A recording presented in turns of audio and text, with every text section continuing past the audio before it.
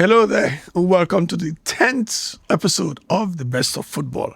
I hope we're making your day, and we look forward to more special moments with you as we come your way with the very best of football. On set with me, on my right, is OJ. Thank you very much, Dudu. Nice to be here. Football matters never stops. Okay, and Lejide on my left-hand side. It's good to be back again. There's a lot to talk about. Exactly. There's a lot to talk about. And first of all, gentlemen, did anybody ever see the Falcons being knocked out by anybody at that stage? Well, I thought it was a shocker to me. I thought after that Malawi game, we'll have been able to do every other thing right. But again, respect to Malawi. They're beating Ghana. So if you add Nigeria and Ghana, it clearly shows that, it could be their first time, but they're doing some things perfectly well. And they've earned a slot at the World Cup. Respect to them for that. Then back to Nigeria. Somehow, the last time I thought we'll consider not score was back in France 98. After that changed my perspective to the Super Eagles, first of all. Because after we considered 3 goals against Denmark, in France, I was still convinced that, we're preparing for Brazil.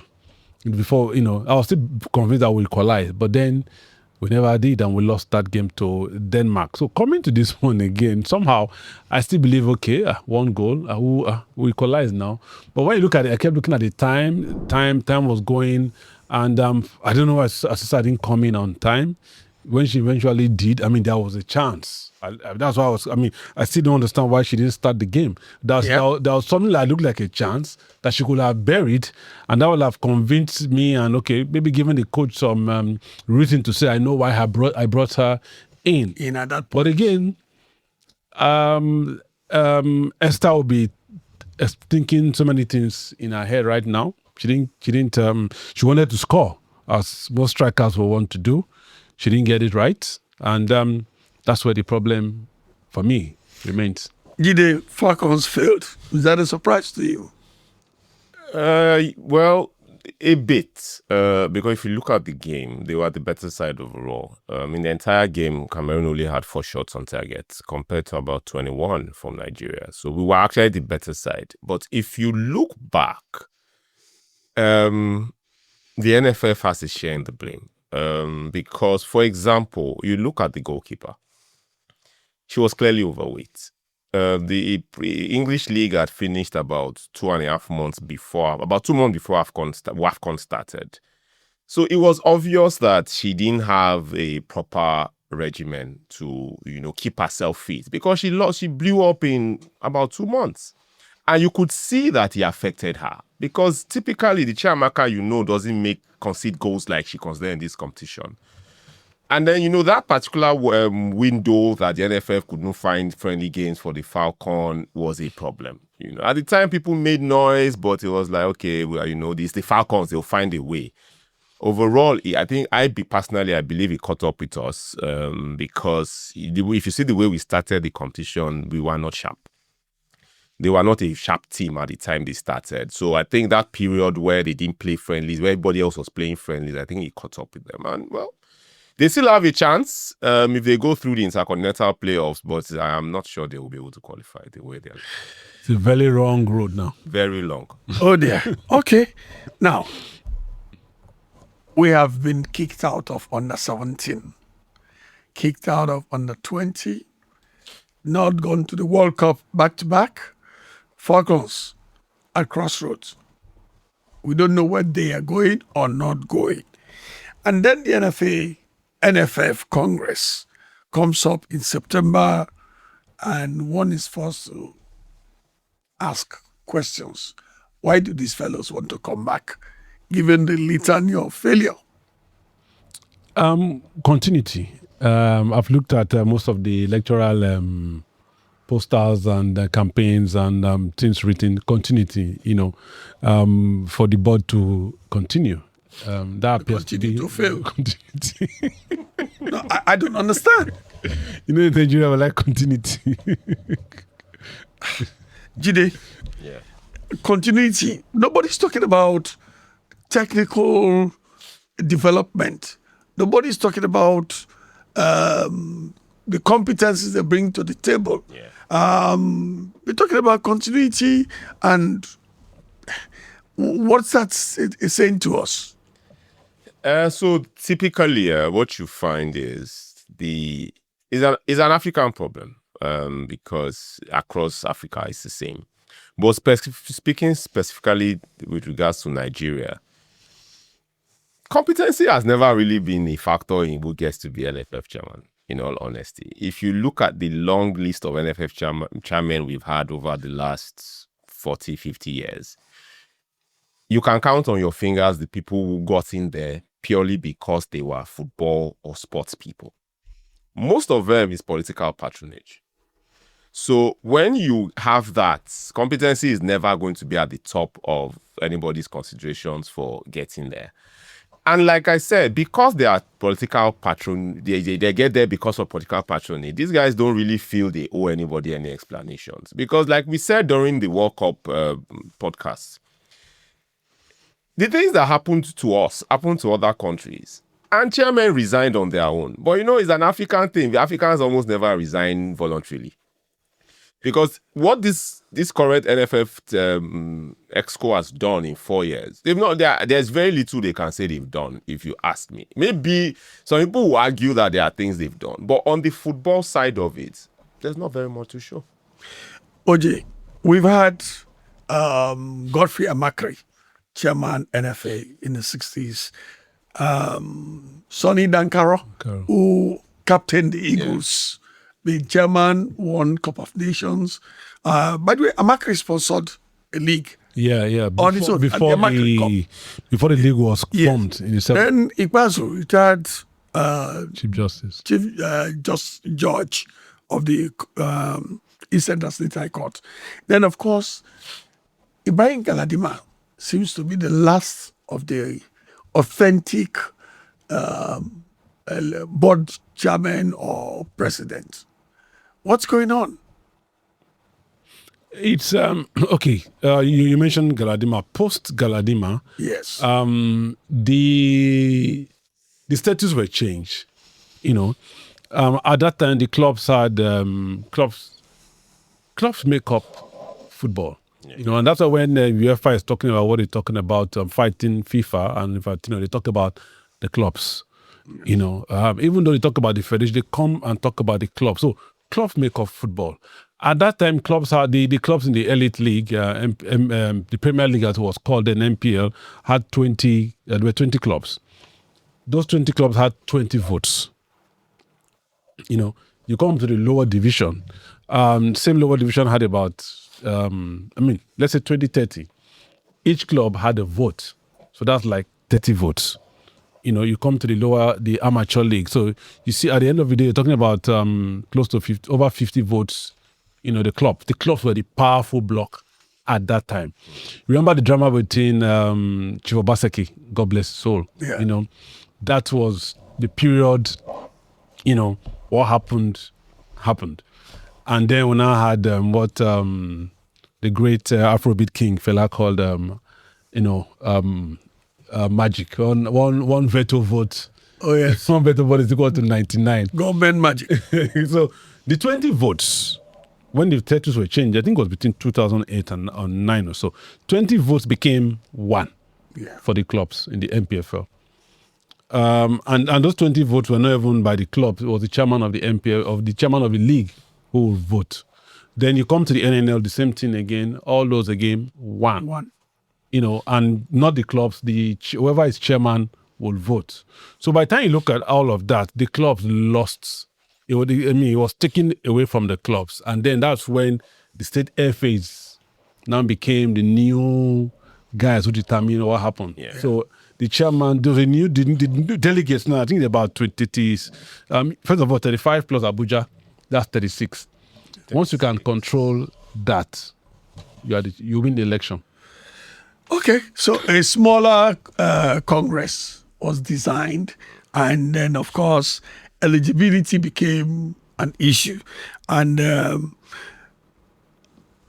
commentators have said that all of these people who represent the FA, they are government appointees. So how do government appointees use the instrumentality of government to get into office and get there and kick the ladder? Well, it is the Nigerian story, if you want to put it that way. OJ mentioned the statutes that were changed. Today, there are 44 members that make up the Congress. Of the 44, 37 are technically government appointees, because that's 36 states plus the FCT, that's 37. Yeah. Then the NPFL has 1 vote, NFL and NLO has 1 vote, the Referees Association has 1 vote, the MWFL has 1 vote, and then there are 2 other people then the NFF has 2 votes, which I even found strange, but that's another conversation. Now, of the 44, 37 are government appointed by government because they are FA chairmen. And we know from history that whoever gets to become FA chairman is a government appointee. There's no other way of putting it. So if you have the government controlling 3/4 of the NFF Congress, automatically you know that whoever emerges as NFF chairman will be a government appointee, no matter how, regardless of how you want to put it. So when they know the amount of power they have, they will use it. And unfortunately for Nigerian football, that's the reason why things haven't really worked well. Because typically you have people who get into these positions and are not really football. They don't really have... They are politicians, really. They are more politicians than they are football people. Football politicians. Football politicians. So, the politics is the bigger side for them. The football, if he works out along the way, fine. If he doesn't, the guy still gets to do whatever it is he came in there for in the first place. So football has suffered, and it looks like football will continue to suffer until these statutes are changed to reflect that people who actually have a knowledge and commitment to the game are the ones who get to this position. OJ, I've received phone calls, text messages, people asking my opinions on the elections coming on. From what I see, the usual intrigues, conspiracies, all of those things, horse trading. I mean, have you heard anything to encourage you to say that we will have a good board? Well, for now, I've not seen any other candidate who's coming out to contest the election. I mean, in terms of again, candidates only come from this group, the delegates. I mean, for the numbers Jude just talked about. So if you're out of if you're out of it, you can't come in. You can't even contest. So only the incumbent has. I mean, I don't know if any other person wants to contest right now. So only the incumbent I seems think to be. There is somebody from Lagos State. I don't quite remember his name now. He has indicated. I've seen some campaign, but up till now, like you said earlier in the program, is continuity. They are flagging. Yeah. Nobody's talking about technical development, marketing. The Football League doesn't have a real sponsor. Yeah. The Super Eagles running out of partners and sponsors. Let's not talk about the other teams, because you see, if you're not winning, no brand wants to associate with you. Yeah. But this were not telling us what they are going to do, is how they're going to get there and continue to spend government money. How encouraging is this? Is symptomatic of Nigeria as a country. I can't remember the last time I heard any NFF presidential candidate come out with a manifesto of what he actually wants to do. And that's because they don't think they need the people to get there. They know that they only need to sort out the 44 people that have the power to vote. The 200 million Nigerians don't matter, in the honest truth. Once they sort out the large percentage of those 44 ex-Congress members, the rest can go to wherever they want and make all the noise they want. Doesn't really make any difference to them. On the flip side, you mentioned a candidate from Lagos. Yeah, there have been a few names thrown around. Some of them are not realistic. Some are realistic. I've heard about 6 names over the last 2-3 weeks that have been thrown around. One of them is, so I've heard Sheya Kiwumi, I've heard Some quarters have mentioned Aisha Falude. Some have mentioned Aya Siago, Ahmed Fresh, Yusuf Ahmed Fresh, or Emmanuel Okala. Like I said, some of these people are not realistic candidates for this position. But if we look at the ones who have ideas about how this system runs and have done it before, top of my list would be Sheyi Akiwumi, because of course he was NFF first vice president for a bit. He understands how this system works. He's from support of Lagos State, which is probably the richest state in Nigeria as we speak today. And, you know, he has the knowledge, has the background. But then again, I'm not sure if he has the political clout to play the game the way the game is played. Because the NFF elections it's crazy because it's just football. But the NFF election is one of the biggest elections in Nigeria. If you look at history, Yeah, you're right. people are willing to die to get into that. If you look at all the crises we've had over since 2010, we've had 4 elections that have almost all of them have ended in crisis, one crisis or the other. Phoenix 2 terms basically had drama. Plenty of My it. Gary's term had drama. So, you know, Lulu's term had drama. You know, so since 2010, we've had 4 elections and all of them have had one problem or the other. It's looking like, well, because this one hasn't had too many people come out to declare intention, maybe we might not have that drama. But, you know, going by history, I won't be surprised if there's drama. I hope Sheyi Akiwumi comes out to contest, to declare his intention to contest, because that's somebody I would be willing to support if, you know. Sheyi Akiwumi looks good because he's been there before. He probably knows where the cops are buried. Yes. And but in a business driven by dollars, you think he would like to put himself forward again? I mean, he did in Benin, and we all know what happened in Benin. That was not an election; it was a selection. Well, the National Sports Commission chairman, Madam Shehu Diko, called for reforms. You know, one of the there's a Congress somewhere in Bayelsa or Port Harcourt, can't remember. Yeah, Bayelsa, thanks. You know, he called for reforms. You know, I don't know how much of that reform, you know, has been done. How much window has been opened, you know, to accommodate more persons. Maybe that's where Sheyi Akiwumi is also, you know, looking to come in from. But it's, some other factors will also, the government factor is also a key. I mean, government is at the end of the day, who government wants will also play a key role. So, and that will also drive how the votes will go, you know, at the end of the day. So that's something we've not, we're yet to hear, to know what direction that is going. Okay, we'll come back to that later because I find that particularly interesting, the issue of reforms, because the legend, Chief Segun Odegbami, has said, hey, this formula or statutes of rule for getting into the NFF is not it at all. It's exclusive instead of being inclusive. We'll take a break. When we come back, we'll look at that need for reform. And I hope that Shehu Diko is true to his words.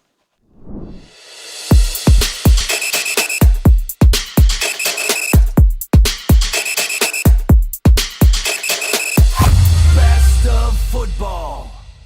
Welcome back. This is still the best of football. We want to talk about the proposed reforms. Last week, I took part in a radio program with Big Sheg, as most of us call him fondly, and he questioned the limits or non-limits of candidates getting into Congress. And it wasn't just passionate, it was telling the truth. What's your reaction to that? Again, Big Shek is a stakeholder. I mean, in the game, captain the national team, captain Shooting Stars, has been the NFF before. So when he talks about it, of course, you know that he's also speaking with information, And he talked about the fact that, I'm trying to go into some of the things he wrote. My contention is that Nigeria has been railroaded into an election into the NFF Executive Committee that is already skewed to favor the incumbent and scuttle any attempt by any outsider. The results already worked out even before a vote is cast. The amended guidelines are cosmetic, disguised to appease government and leave out the biggest stakeholder through scare tactics, FIFA sanction. To organize a transparent and equitable election that will involve all stakeholders with equal representation requires temporarily halting the entire present charade and properly amending the statutes, which is what he's advocating for. So indeed, like I talked about post Galadima, how the whole thing, the statutes was amended, and it looked like the one veto vote equal to 99 stuff, and so that seemed to be, and a lot of people are blaming that it has reduced, it has pushed out some other persons who have no chance of even contesting. Don't forget that the former president of the NFF once came out to say that to contest as a president of the NFF, you must have been a board member. Yeah. Though that didn't fly. That was knocked down, immediately. That didn't fly. So it brings us back to these issues again. And how do we navigate out of this? Because Big Shek is insisting that it's going to cut. Well, I know very much about that. And again, whatever legal assistance he wants from me, I'm going to be giving him because it's for the good of the game. Now, Jide, people leverage and themselves into the board. And then, of course, we're asking for reforms so that we can know the real stakeholders. Shehu Diko has initiated some reforms, but they look cosmetic. So they will be cosmetic because Shehu Diko is really not in a position to initiate reforms, if we are being honest with ourselves. But he leads the government's team. Yes. Because government is the biggest stakeholder in the NFF. Yes. 80%, if not more, of the funding comes from government. Yes. And he's the president's eye in sports. So why can't he? Yes. So I will tell you why I said so. It's easy to forget that Shehu Diko at one time was in this same NFF. That at its time in the past used FIFA to threaten everybody when things were not going their way. So it's a bit contradictory that now that he's technically sports minister, he would then insist that he wants to do reforms. So clearly, if that comes up, the people who are currently there to take it to FIFA. And I remember that sometime in July, there were conversations about FIFA reminding the NFF about no government interference in sport, which is typically the card everybody uses when they want to have their way in NFF elections. So it will be interesting to see how Shehu Diko, on behalf of the government, gets to do this while not flouting FIFA's overall power. Maybe now that FIFA is not even in a right frame of mind to worry about the Nigerian Football Federation, maybe it might fly. But typically, if the government, through Shehu Diko, decides to impose certain things, FIFA will act. And people that have issues with it will definitely run to FIFA to ask that the government interfering. Now, it's funny because over time, FIFA knows that the government basically funds the NFF. So 90% of the time, FIFA really doesn't care whether it's the government or it's anybody else. But when it becomes the issue of the leadership of the NFF, then FIFA comes and says, you can't, if you remember, we had this issue in 2014 where FIFA banned us for 9 days because of what they called government interference.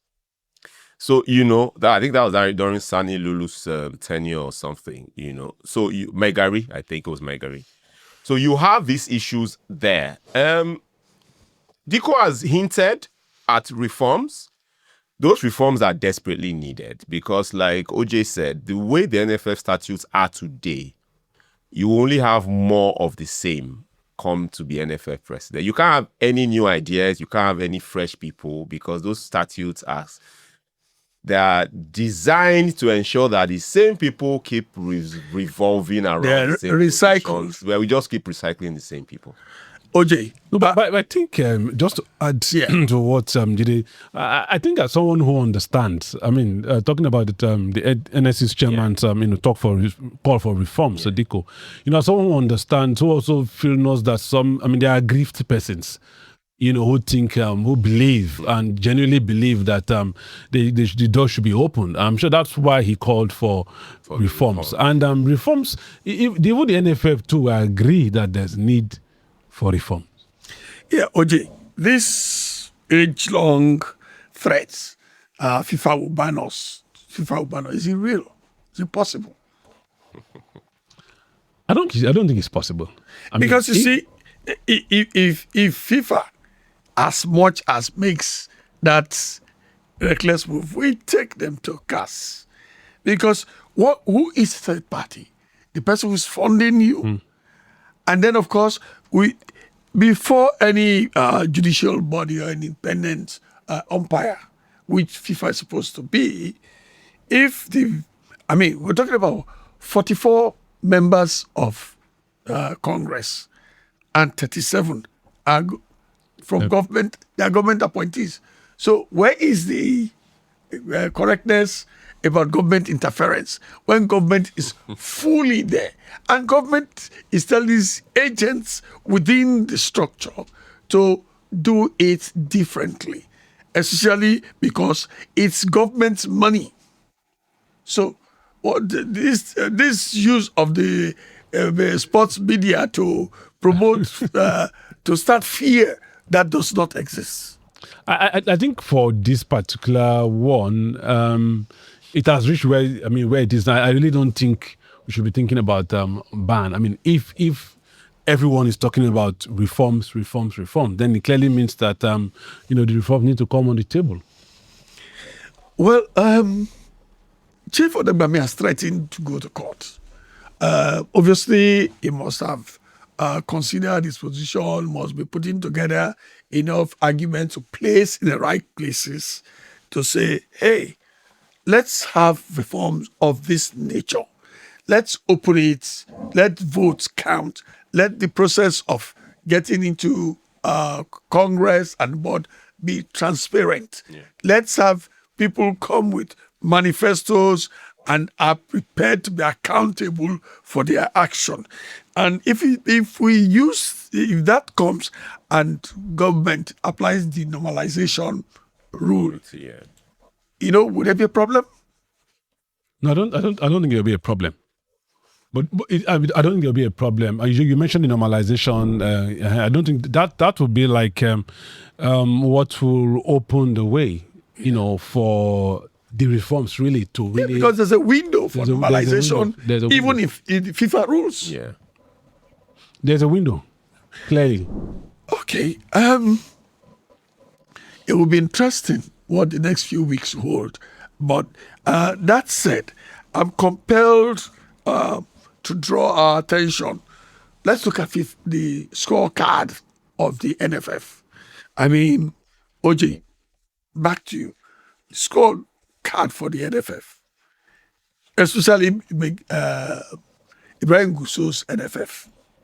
It's there are two sides to a coin. Yeah. The World Cup. That's one a lot of people point out we didn't go to the World Cup. But again, if you look at some of the things he has achieved, because I've also tried to balance it to see what he has achieved based on what I've been, I've seen around too. The AFCON, we got to the AFCON under Pesero. Yeah. We got the silver. We got to the final. We didn't win that. Got the silver. That again has been argued severally. I think the target was semi-final. He got to the final. Yeah. Target for Pesero, Then again, the last AFCON, we got the bronze, beat Egypt to win the bronze. Then, the women won the WAFCON. The last, not the current one. Yeah. They won the last AFCON. Then, there's this debate too that for several years we're not in the CAF, the CAF coaching programs. We're out of it. Indeed, we're out of it for some time. Under Gusso, we're able to get in back, and CAF courses have resumed.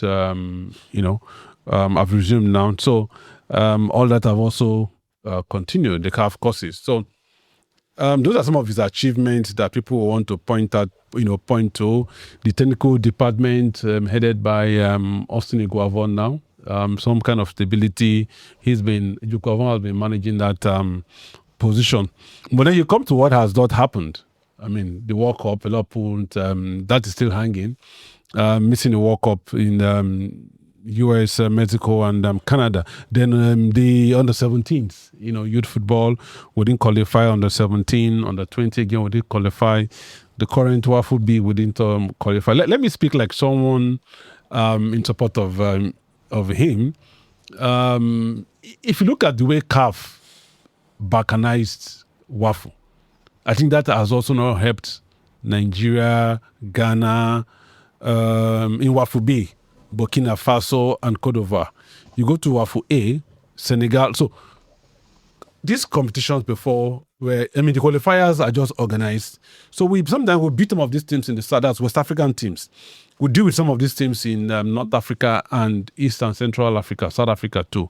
But now we've come to a position where we now play ourselves. The best teams, Nigeria will play Ghana. Nigeria might stop Ghana in some instances. Some other ones, Ghana stops Nigeria, or Burkina Faso, you go to the other side against Senegal. So I think that hasn't helped WAFU. And that is part of the problem too, why, to an extent, we're in what we experience as at the youth level. Let me drop it there. I'm trying to understand, that we were playing against West African countries and it reduces our chance of getting there. What kind of ambition is that? I get what OJ is saying. That whole WAFU A, WAFU B thing is rubbish in my opinion.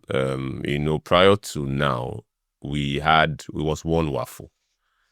But I think because the West African teams were over-dominating the youth competitions, they found a way to divide West Africa into WAFU A and WAFU B, which means that some big teams will not get proper African competitions, but which is unfortunate. Maybe in the future that might be reversed, but it is what it is.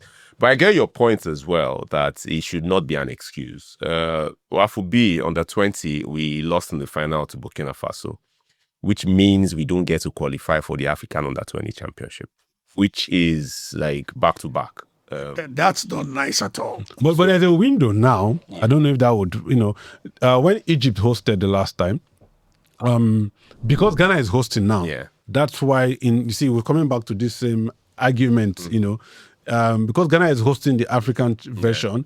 That's why in WAFU B, usually instead of 2 finalists to qualify, only one is qualifying now, and that's Burkina Faso. So Nigeria is out because of that. But then there's this gist that when Egypt hosted, Tunisia also qualified, and that created 5 teams in a group.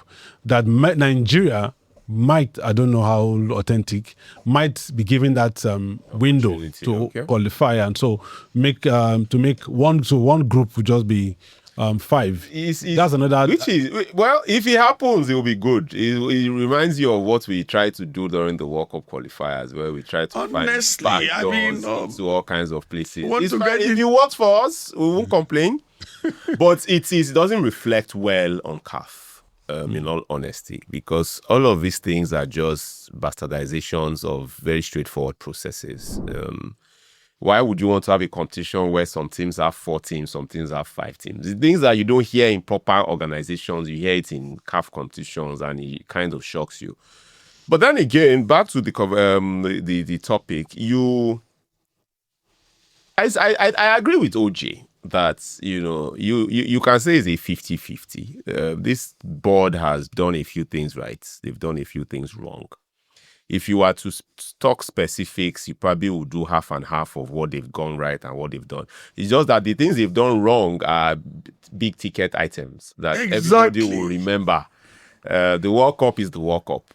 And, any NFL board has only one World Cup in 4 years. So if you don't do well in that World Cup, they will remember it for the entire 4 years. It doesn't matter what you've done before or after that. Then you add the WAFCON, which is already going to be a problem. Even though, the Falcons still have a window through the Intercontinentals, but it's already a mess. So you struggle to see why this current board should get a re-election. But this is Nigeria. Sense doesn't always prevail. OJ, silver, bronze, yes. Coaching, what did you say it was again? CAF, yeah. In transit. What is the impact on local football? Our teams have been kicked out of the Continental Cup so easily. The league games, there are very few that are pretty to watch. So, is it just that we got in there, we awarded certificates, or the football has become attractive at local level? Yeah, at the local level, I mean, that's a big work to be done. That a lot of again, coming back to the word reforms, a lot of reforms going on in the league. The league body, trying to get into town. The biggest thing is, football must be put on TV. If football was on TV a decade ago, it has to be on TV. It has to be on, proper cable for people to watch and for people to see. Again, that's where people can judge. Yeah. Those are problems. Again, you want to say, okay, it hasn't reached that standard, because if it's not there, people won't see, people won't talk about it. When what people see is what they talk about. So that again being managed by them. I hope to get it right. But when it comes to things like this, people always hold it against the board, because then you come again to the fact that teams are knocked out. Some people always debate too that, look, if you go to Europe, for instance, let's take PSG. PSG represented PSG. Not in Nigeria, we say we're going to represent Nigeria. The debate to be in Europe, PSG is representing PSG and not representing France at the club level. Okay. If you're talking professional football, that's the debate. Yeah. That's the argument that will be put forward. Okay. Professional football clubs take care of your club themselves. Yeah, OJ, you know why I brought that angle in? Because part of the pass mark that you give to Ibrahim Guso's board is that they got into CAF coaching courses. And I'm looking at what is the CAF coaching courses, what did they give to us? And the only way you can judge the impact is by performance of clubs. Yeah, but it will take a time for, if you're just getting back for like 10, at some point I bought the form, I bought the CAFC form. Nothing happened, But until this time now, courses now being held, it will take some time. It's not going to be, coaches were going, and I know of somebody who went to Ghana, some went to Namibia. At some point, the Scottish FA came up with their own program too. You could do some part of it in Namibia, the UFB, and conclude the program in Scotland. All ways that UEFA and some, foreign European football association are also trying to make it easier for African countries, African coaches. Because if you don't build coaches, you don't build football. I have to also do some grassroots coaching program, because at grassroots level, you need qualified coaches to do that. You go to Europe, at grassroots level, there are coaches who are, UFB is like, it's common everywhere in Europe, because those courses are held periodically. Yeah. Footballers who are active are made to understand that they need these courses, even as footballers, before you retire. But back here again, all that education that needs to be done over and over. Okay, we'll take another break. When we come back, we shall be interrogating something interrogating the real status of the NFF. Is it NFA or NFF?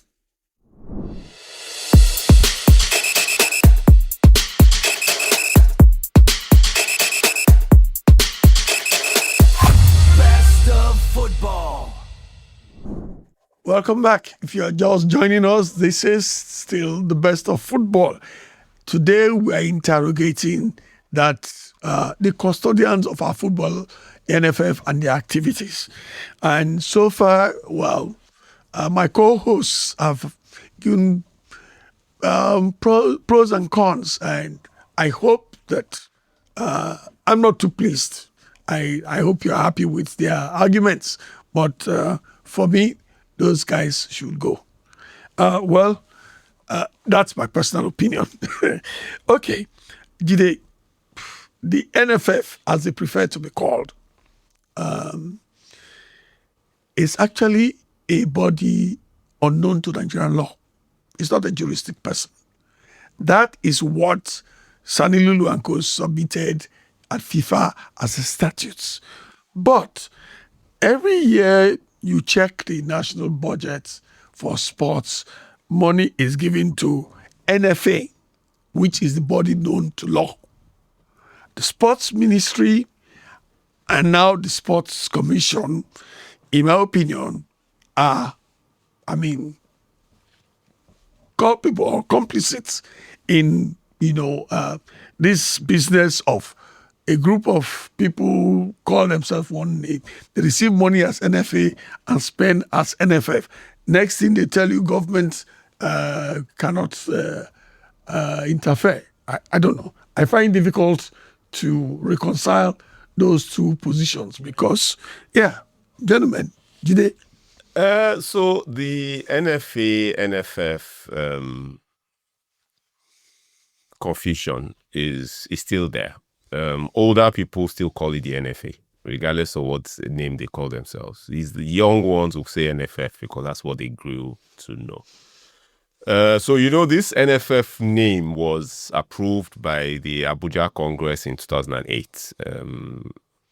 August 28th, thereabouts, 2008 was when that NFF change of name to NFF was approved.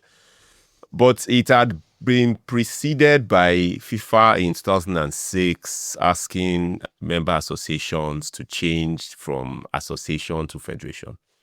So that's what brought about the need to change from NFA to NFF. FIFA wrote letters to association in 2006 to say, to align with the FIFA itself, it was better that everybody was called a federation as against an association. But it would seem that the Nigerian version did not properly document the changes that were made, because if FIFA says change from association to federation and it was done and it was approved by Congress, Abuja, August 28, 2008, and you still have NFF in certain circles, NFA in certain circles, suggests that some people did not do what they needed to do. And if you know the Nigerian football system very well, it is an issue that will probably still come up in the future. Somebody will wake up tomorrow and say that the NFF as it stands is an illegal body because they did not document it properly. As far as the laws of Nigeria are concerned, there's nothing like an NFF. So you won't be surprised if somebody wakes up tomorrow and decides to follow that route just to cause problems. If you remember how Pinnick and Chris Giwa had drama over some very, very irrelevant things that happened at the time, happened almost over a 4-year period. Pinnick's 2 terms, Giwa was right there fighting with him all over things like this. So I don't know. The government doesn't really care whether you're NFA or NFF. They allocate money because the government knows that football is something that helps the youth stay, just like other sports, but primarily football is something that they use to control the attention of the youths, which is why the government wants us to win all the time, because every time Nigeria wins a competition, nobody pays attention to what the government is doing. So they would rather you keep winning so that they can keep doing whatever they are doing on the side and nobody's asking questions. But it will be interesting to see how that issue goes going forward. If it's something that needs to be documented properly, I think it needs to be done very, very soon. OJ, the NFF has not been domesticated as a law here. Both of us have tried to establish. What's your take? I think I'll go with, Jide is spot on with all he said. Maybe it's time for government to do all of that. Again, it's Hey, did you say government? Yeah, if we have to domesticate it, I mean, Yes. it's just no. The FA, the FA has to domesticate. That if they haven't, obviously they haven't. They need to get that done. But then when you even go back again, the biggest FAs in the world, England, FA Cup. I mean, I don't see England changing the FA Cup. Yeah, but OJ, the English FA doesn't receive anything from government. Because that's where the real issue is. You cannot take money from government if you are not a juristic person. You cannot be in the budget if you are unknown to law. So it's either the government removes his hands completely No, we know that and now. NFF will go and look for his own money, then he can assert its so-called independence. No, but we know that can happen here. I mean, I think government can take off.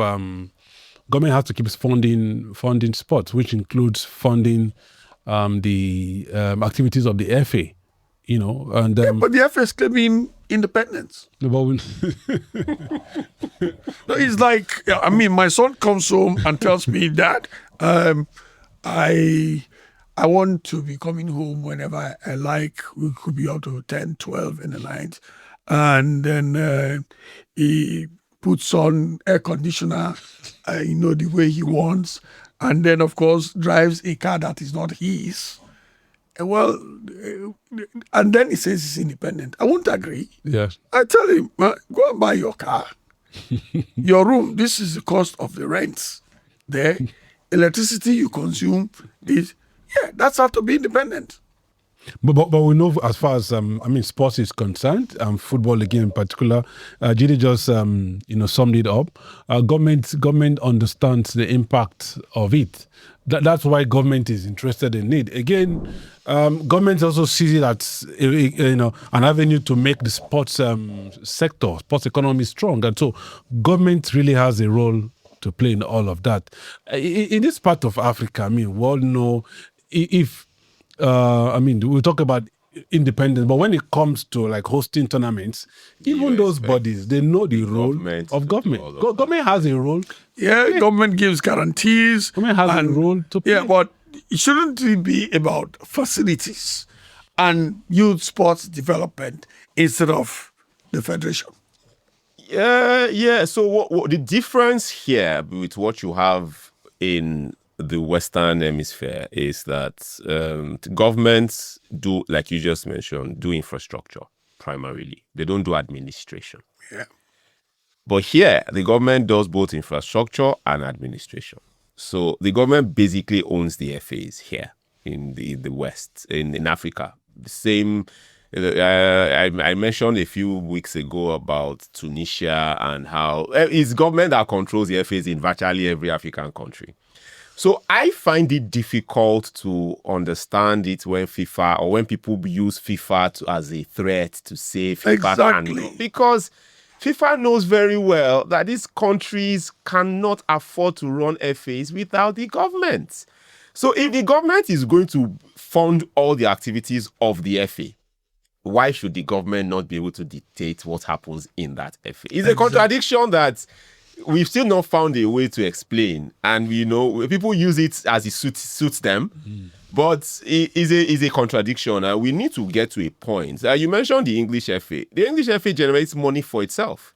The government doesn't get involved in what they do, except when there are issues of mismanagement. Then the government will set up panels to find out what is going on. But generally, they allow them run their affairs by themselves. Same with France, same with Germany, same with most of the FAs in the Western Hemisphere. But here, because like you said, over 80% of the money comes from, I think it's more of 90% of the money comes from the government. It is almost impossible that the government will not ask you what you have done with the money they have given you. You send teams to, for example, people have argued that there are too many competitions in Africa as we speak. There's under 17, there's under 20, there's all of many countries cannot afford them. Yeah. To send teams to these competitions. They only do so. Even Nigeria, to a large extent, struggle with some of these things sometimes. How do they manage to get there? Because the government gives them the money. So if the government gives you money to send your national teams abroad, they have a right to ask for accountability. Yeah, I think so too. Well, OJ,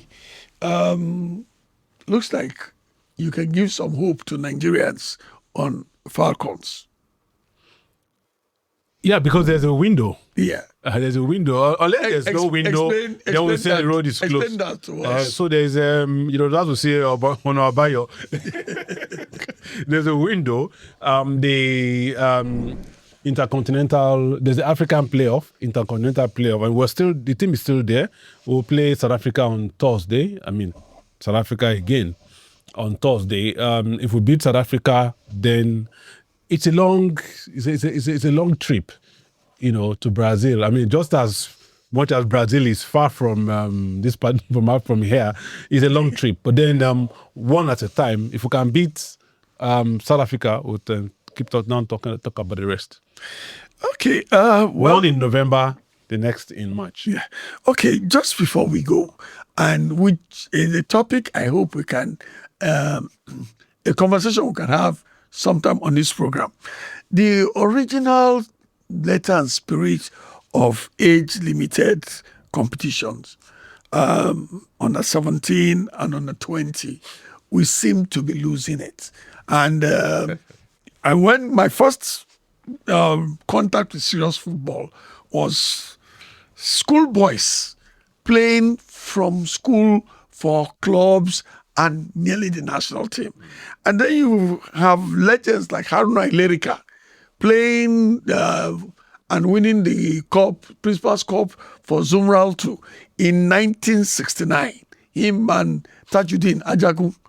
The following year, Tajuddin Ajagun won the National Challenge Cup with ECN, now NEPA. Yeah.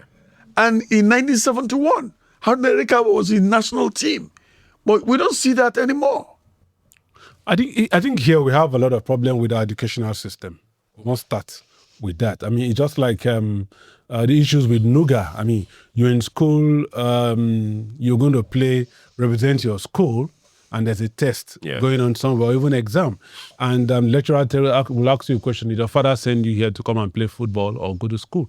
So that's, and I think I like the fact that the NSC and the Ministry of Education, there was something they signed recently, the NC, and they identified certain schools, UNILAG, ABU, OAU, key institutions that played this kind of, that helped school sports, back in the days. Even when, I remember when the under-20s then, I think the 5, law, was in Ife, and he was playing for the under-20s. But you see, post that era, we got it wrong.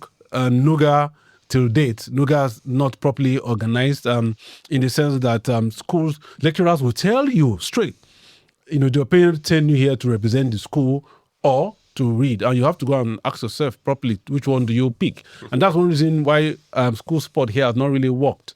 Then even with Principal's Cup, you mentioned all of that.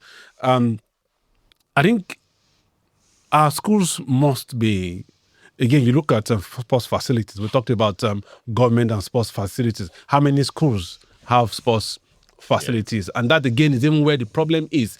If you don't have sports facilities, you can't do anything in sports. And when you move from primary, how do you translate it to secondary when at primary level you had zero sports? So it's. I like the fact that the National Sports Commission and the Ministry of Education have started with that. Picking some schools as pilot programs where athletes can even get scholarship. I'm sure the Ministry of Education will go to primary schools and begin to, and secondary school before primary, to try to see how this can even be, to ensure that bottlenecks, are cleared out and teams begin to work well. Because if you don't have all of that, what are you going to see in the other 17s? And the 20s, they will fall from the sky. You pick them from the academies, and then you end up with 25-year-olds in. So it's funny. The Afrobasket under 18 that is currently going on, Nigeria went with to a typical 12-man roster for the boys. 5 of the 12 were disqualified for being overaged. Oh dear. So Nigeria is currently playing with 7 men in a 12-man roster competition. And so it's crazy. You have it in football, you have it in basketball, you have it in athletics, you have it all over. We seem to have, like you mentioned at the start, we've lost the culture of integrity and honesty when it comes to age grade competitions. We do it everywhere, and it's catching up with us really badly, and it's embarrassing us because the boys have been doing really badly. Obviously, you can't win if you are playing 7 men for against a team that has a bench. Yeah. You don't have a bench. That will rotate their team. 6 people are playing at once. There's only 1 person on the bench. Egypt whitewashed us in the first game of that under 18 Afro basket for the guys, and we've not done well. So it's a Nigerian problem until we get to the point where we can document ages and details in schools. We will never be able to get out of this situation. Oh dear. Well, we will interrogate that. If not next one, but sometime very soon. Yeah. And what we need to be doing with the right age, proper documentation, and ensuring a transition, proper transition. Proper transition. Yeah, from under 17 to... Yes, you may not have more than 4 or 5 players. Move from one Group to the other, but at least let there be some, growth. All right, gentlemen, this is where we draw the curtain. Hopefully by next week, we'll be able to look at something about development of football. OJ? Always nice being here. Can't wait for next week. Jide? Yeah, God keep us till then. We'll be here. All right. That's where we draw the curtain on the program this week. Thank you for joining us. And don't forget to come back to the program next week.